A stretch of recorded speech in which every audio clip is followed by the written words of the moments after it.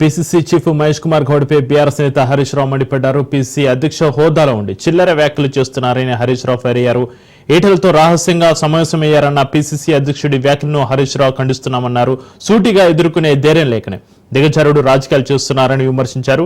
ఇలాంటి ఆరోపణలు మానుకొని స్థాయికి తగ్గట్లు వివరించాలని, ఎన్నికల సమయంలో ఇచ్చిన 6 గ్యారెంటీలు 420 హామీలు అమలుపై దృష్టి పెట్టాలని మహేష్ కుమార్ గౌడ్కు సూచించారు హరీష్ రావు.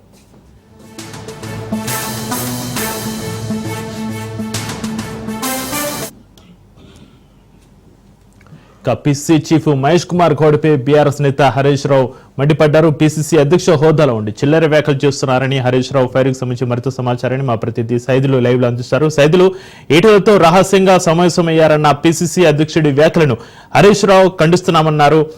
ట్విట్టర్ వేదికగా తన అభిప్రాయాన్ని తెలియజేస్తారు. దీనికి సంబంధించి మీ దగ్గర ఉన్న డీటెయిల్స్ ఏంటి?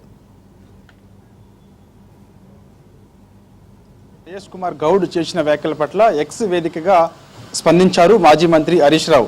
మహేష్ కుమార్ గౌడ్ వ్యాఖ్యలు చిల్లర రాజకీయ వ్యాఖ్యల్లా ఆయన మాటలు ఉన్నాయి కాబట్టి సో వీటిపైన కనీసం ఒక హోదాలో ఉండి కూడా పరిజ్ఞానం లేకుండా మాట్లాడడం సరైనది కాదని తీవ్రంగా ఖండించారు మాజీ మంత్రి హరీష్ రావు. ఎందుకంటే ఈ మధ్య కాలంలో చూసాం మనం, కాళేశ్వరం కమిషన్కు సంబంధించినటువంటి నోటీసులు ఏదైతే ఉన్నాయో అవి మాజీ ముఖ్యమంత్రి కేసీఆర్కు, మాజీ మంత్రి హరీష్ రావుకు, అప్పుడు ఆర్థిక శాఖ మంత్రిగా పనిచేసినటువంటి ప్రస్తుతం మల్కాజ్గిరి ఎంపీగా ఉన్నటువంటి ఈటెలకు కాళేశ్వరం కమిషన్ నోటీసులు ఇచ్చింది. దానిలో భాగంగా నిన్న హరీష్ రావు మాజీ మంత్రి కేసీఆర్ దగ్గరికి భేటీ అయిన తర్వాత నేరుగా షామీర్పేటకు వచ్చి షామీర్పేటలో ఈటెల రాజేందర్తో భేటీ అయ్యారు హరీష్ రావు అని నిన్న కొన్ని వ్యాఖ్యలు పీసీసీ అధ్యక్షుడు మహేష్ కుమార్ గౌడ్ చేశారు.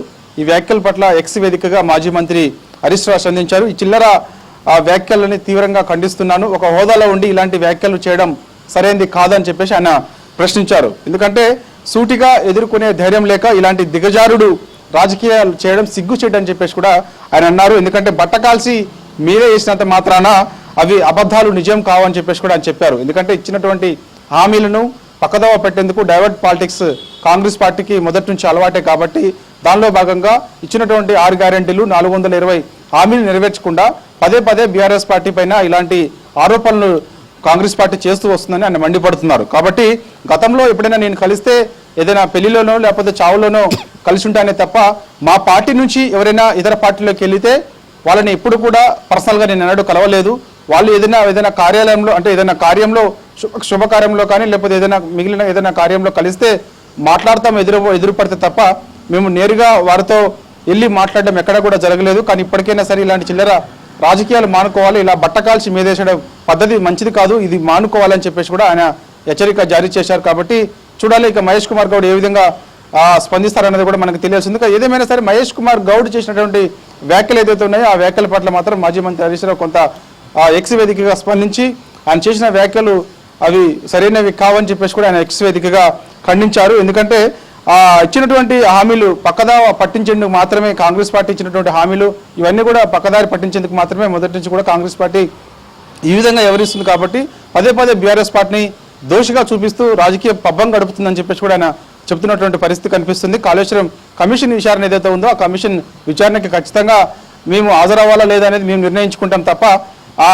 కమిషన్ నోటీసులు ఇవ్వగానే నేను వెళ్ళి ఈటెల రాజేందర్తో ఎప్పుడు మాట్లాడాను, ఎప్పుడు చూశాడు మహేష్ కుమార్ గౌడ్, నేను వెళ్ళి ఈటెల రాజేందర్తో భేటీ అయిన తర్వాత నేరుగా కేసీఆర్తో మాట్లాడినట్టుగా అన్ని చూసినట్టుగా కూడా ఆయన మాట్లాడడం సరైనది కాదని చెప్పేసి కూడా ఆయన చెప్పారు. సో ఏదేమైనా ఈ వ్యాఖ్యలు ఏదైతే ఉన్నాయో ఆ వ్యాఖ్యల పట్ల మహేష్ కుమార్ చేసిన వ్యాఖ్యల పట్ల ఎప్పటికైనా సరే ఆయన క్షమాపణలు చెప్పాలని చెప్పేసి ప్రధానంగా ఆయన ఎక్స్ వేదికగా చేసినటువంటి వ్యాఖ్యల పట్ల ప్రధానంగా క్షమాపణ చెప్పాలని చెప్పేసి కూడా ఒక డిమాండ్ వినిపిస్తుంది. ఎందుకంటే ఇలా బట్టకాల్సి మీదేసడం అనేక సార్లు కాంగ్రెస్ పార్టీ చేస్తూ వస్తుంది, పదే పదే నా పైన కూడా చేస్తూ వస్తుంది. కాబట్టి సో నేను వెళ్ళని దానికి వెళ్ళినట్టు చెప్పడం అంటే నేను ఆ రోజు ఎర్రవెల్లి వ్యవసాయ క్షేత్రంలో కేసీఆర్తో భేటీ అయ్యాను, కేసీఆర్తో అనేక సార్లు భేటీ అవుతాను. కాబట్టి దానిలో భాగంగా మొన్న కూడా నేను కేసీఆర్తో భేటీ అయ్యాను తప్ప అక్కడ నుంచి నేను షామీర్పేటకి వెళ్ళినట్టు షామీర్పేటలో ఈటెల రాజేందర్తో మాట్లాడినట్టుగా కూడా మహేష్ కుమార్ గౌడ్ చేసినటువంటి వ్యాఖ్యలు ఏవైతున్నాయో అవి నేను తీవ్రంగా ఖండిస్తున్నానని చెప్పేసి కూడా ఆయన ఎక్స్ వేదికగా స్పందించారు.